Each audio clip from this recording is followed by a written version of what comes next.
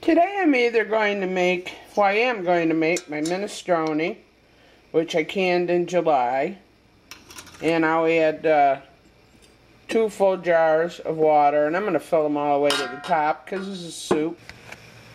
Alright, I need 2 jars of water.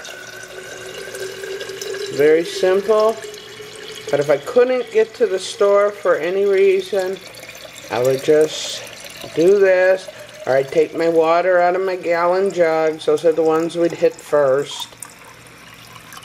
There we go. So that's 1 jar all the way to the top. Pour it in, and then we'll do it again. Is my camera losing focus here? I don't know. Oh, there we go. This is soup, and if we want to thicken it, all you gotta do is put a few tablespoons of potato flakes in it. And we're going to pour this in. So now we have, this is my minestrone. I showed you in another video how to make this. So we're going to take this, and stir it all up. There's mushrooms and beans and broccoli and tomatoes and garlic. And don't forget, people, you can also add to this. You can add to this if you want to put more stuff in it once that jar is open. You go right ahead. Now I'm going to put the oven on for 350. After about 15 minutes, your food will look like this. But you know how I am, I can't leave anything alone. And this was the vegetarian minestrone, and I had this much left on the freeze-dried hamburger. So I mixed that in, as you can see. Now I'll have more of a hamburger minestrone. You know how I am, I might just go ahead and add more things to it.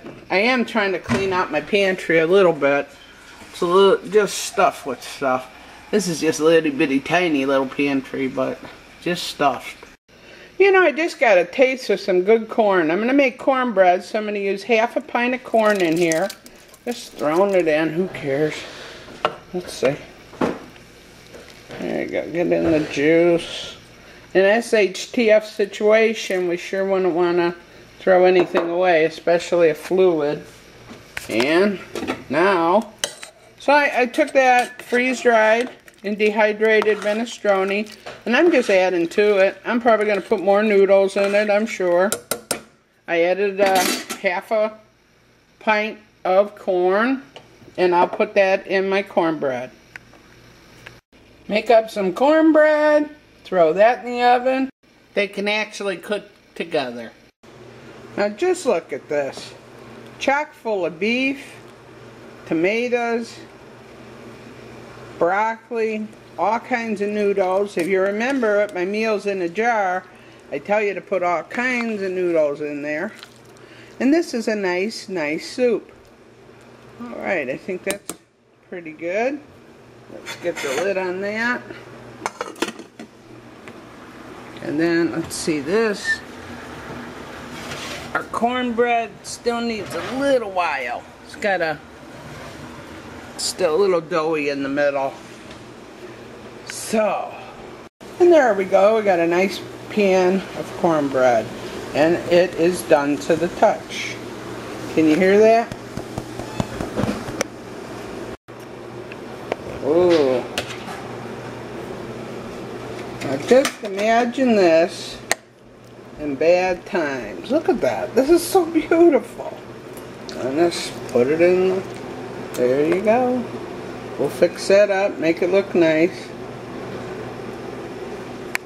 Okay, we're going to get some of that broth. I'm going to put that in there. Nice. Real nice.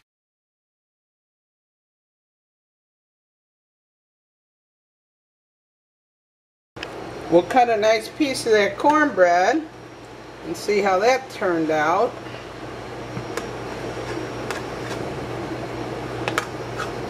One thing I know, I like to cook. I like to eat. And let's see how that, whoa, that's just falling apart. And that's alright too. If nothing else, you'd put your cornbread. You'd put your cornbread in the bowl and put your soup over it. Let's just see what beautiful cornbread that really is. So as you see, that's nice. Put little pieces of corn in it. Yum. And of course, we want some nice butter. So we'll just open that up while it's steaming. Get some butter. Put it in there. Put our lid down on it. Oh yeah, this is some good cornbread. And I don't care if you're from the south or the north. My cornbread's good cornbread. There you go. So our meal today is 100% out of preps. The base of this, you can use what was in the jar was good for 5 to 7 years, but because I have other preps like cheese, I had some extra noodles, I just went ahead and threw them in there. As you see, that's a nice meal. And here's nice cornbread. This is very good. Hope you enjoyed this video.